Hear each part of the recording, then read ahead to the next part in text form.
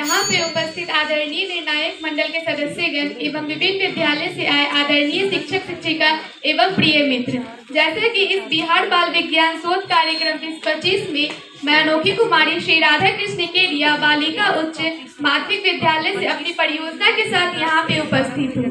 जैसा कि इस परियोजना का मुख्य विषय है खाद्य सुरक्षा एवं पर्यावरणीय स्वास्थ्य के लिए प्राकृतिक संसाधन प्रबंधन एवं हमने जिस उप विषय का चुनाव किया है जैव विविधता का संवर्धन एवं जैव संसाधनों का सतत उपयोग, और हमने जिस परियोजना पे अध्ययन किया कीटनाशक का हमारे जैव विविधता पर प्रभाव, और हमारा जो उद्देश्य है रासायनिक कीटनाशकों के उपयोग से पर्यावरण और जैव विविधता पर होने वाले नकारात्मक प्रभावों का विश्लेषण। और मेरा जो अवधारणा है रासायनिक कीटनाशकों का उपयोग बढ़ने से जैव विविधता घटती है। इस परियोजना को तैयार करने में हमारे मार्गदर्शक शिक्षक मोहम्मद समी सर एवं मेरी सहपाठी लाडली कुमारी ने काफी सहायता प्रदान की है।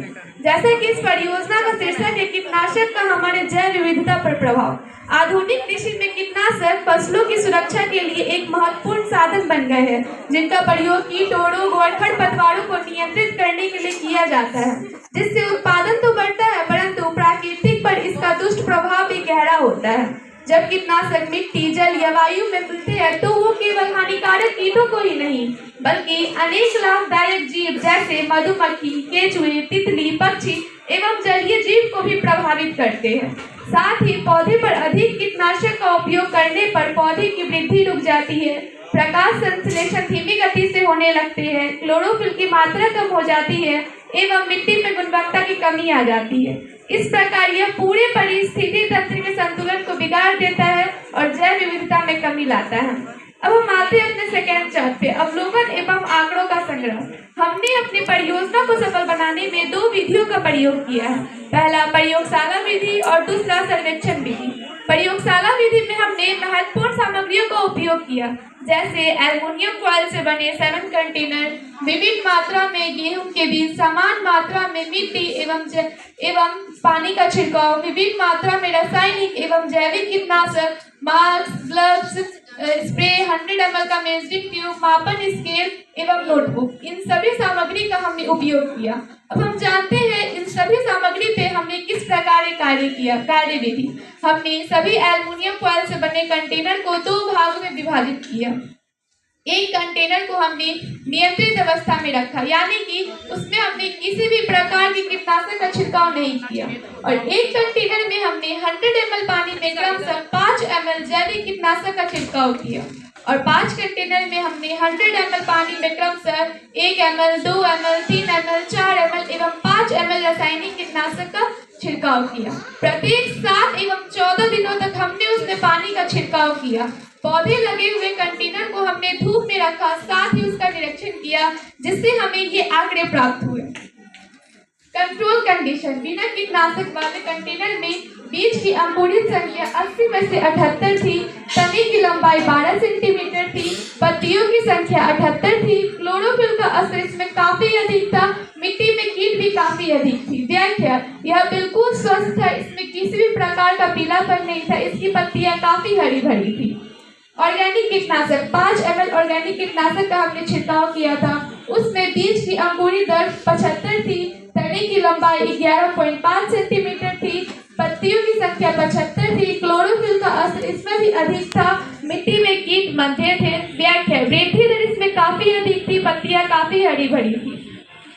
1 ml रासायनिक कीटनाशक का हमने छिड़काव किया, उसमें बीज की अंकुरित दर 72 थी, तने की लंबाई 6.4 सेंटीमीटर थी, पत्तियों की संख्या 70 थी, क्लोरोफिल का असर इसमें कम हो गया, मिट्टी में कीट भी कम थे। व्याख्या, इसमें बहुत हल्का पीलापन था, पत्तियां कम छोटी थी।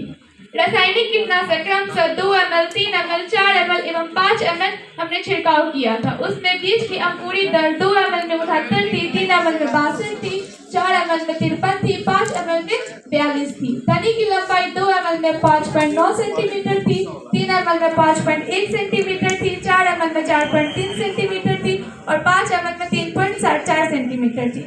क्लोरोफिल का असर इसमें काफी कम हो गया था और मिट्टी में कीट लगभग गायब भी हो गए थे। दिया गया है इसमें काफी तेज पीला पत्तियां काफी छोटी थी और पत्तियों की संख्या भी काफी कम थी। हमने शुरू के शोध में गेहूं के बीज पर कीटनाशक का प्रभाव देखा, लेकिन जज के सजेशन के बाद हमने मूंग के बीज पर भी कीटनाशक का प्रभाव देखा। उसमें भी हमने एल्युमिनियम फॉइल से बने 4 कंटेनर लिए। एक कंटेनर को हमने नियंत्रित अवस्था में रखा, यानी कि उसमें भी हमने किसी भी प्रकार की कीटनाशक का छिड़काव नहीं किया, और एक कंटेनर में हमने 100 ml पानी में क्रमशः 5 ml जैविक कीटनाशक का छिड़काव किया, और 2 कंटेनर में हमने 100 ml पानी में 2 ml एवं 5 ml रासायनिक कीटनाशक का छिड़काव किया, जिससे हमें गेहूं के बीज पर कीटनाशक का प्रभाव देखा और मूंग के बीज पर कीटनाशक का प्रभाव देखा। दोनों का आंकड़ा हमें सेम ही प्राप्त हुआ। अब हम आते हैं दूसरे पे, सर्वेक्षण द्वारा प्राप्त आंकड़े। हमने अपने घरों के आसपास के 50 लोगों से सर्वेक्षण किया जो अपने घर में बागवानी करते हैं। हमें ये आंकड़े प्राप्त हुए। रासायनिक कीटनाशक का उपयोग करने वाले लोगों की संख्या 18 थी, 36% थी। जैविक कीटनाशक का उपयोग करने वाले लोगों की संख्या 20 थी, 40% थी। दोनों प्रकार यानी कि रासायनिक और जैविक दोनों प्रकार के उपयोग करने वाले लोगों की संख्या 12 थी, 24% थी, जैसा कि आप इस पाई चार्ट में देख रहे हैं। हमने इसमें भी शुरू के शोध में 10-10 प्रश्न लिए थे पूछने के लिए, लेकिन जज के सजेशन के बाद हमने अपने परियोजना में 20 प्रश्न को सम्मिलित किया और 50 घरों का सर्वेक्षण किया। अब हम आते हैं अपने थर्ड चार्ट पे, आंकड़ों का विश्लेषण। प्रयोगशाला एवं सर्वे द्वारा प्राप्त आंकड़ों के अनुसार हमारा क्या विश्लेषण निकलता है, क्या परिणाम निकलता है, जो हम थर्ड चार्ट पे जानेंगे। नियंत्रित अवस्था यानी कि कंट्रोल कंडीशन में पौधे की समान वृद्धि थी, पत्तियां काफी हरी भरी थी, पत्तियों की संख्या भी काफी अधिक थी।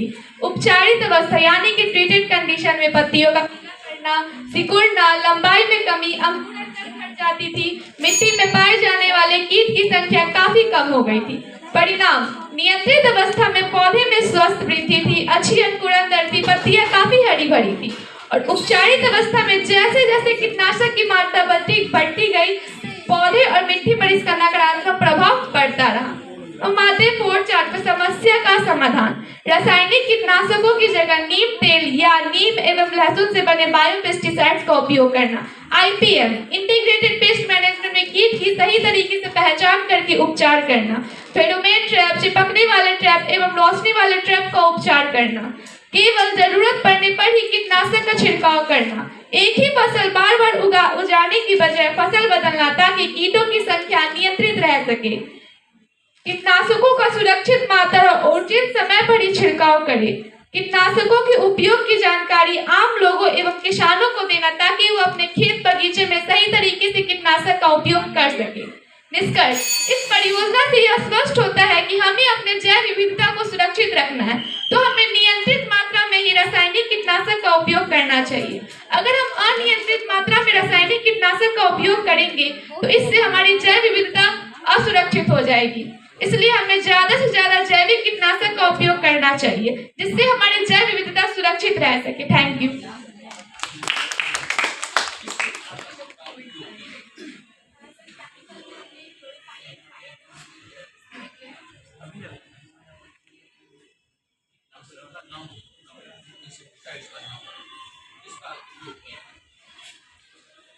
पेस्टिसाइड्स का सर हमने ऑर्गेनिक में एग्री 82 कीटनाशक था और केमिकल में क्लोरोफाइरोस नाम था।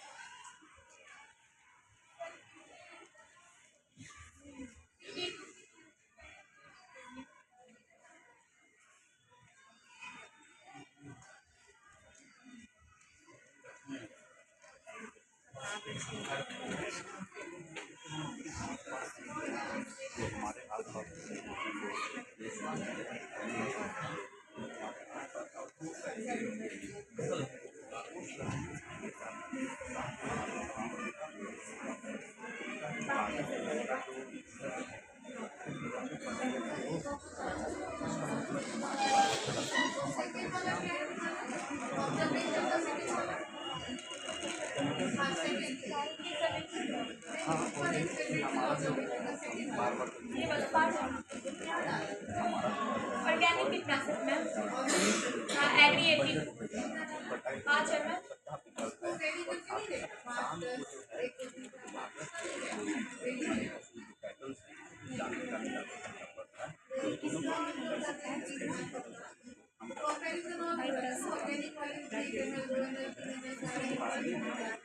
ml पानी की